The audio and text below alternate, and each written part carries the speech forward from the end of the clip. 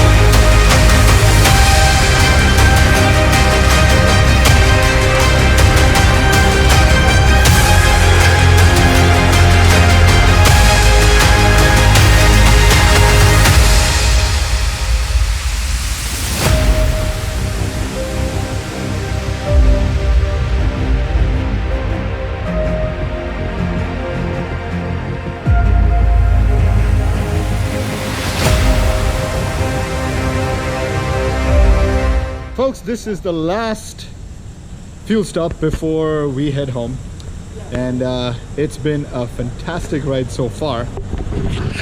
And yeah, see everybody fueling up, and that's about it. Almost the end of the ride. It has been a ton of fun. Everybody has had a blast. We've had a ton of laughs, and I do hope you guys enjoyed this video just as much as we enjoyed riding and making it. I do hope you guys enjoyed this video as much as we enjoyed writing and making it for you. So thanks for watching. As always, ride safe, and I'll see you on the road. Oh, and yeah, we still have a little bit more to go just to get home.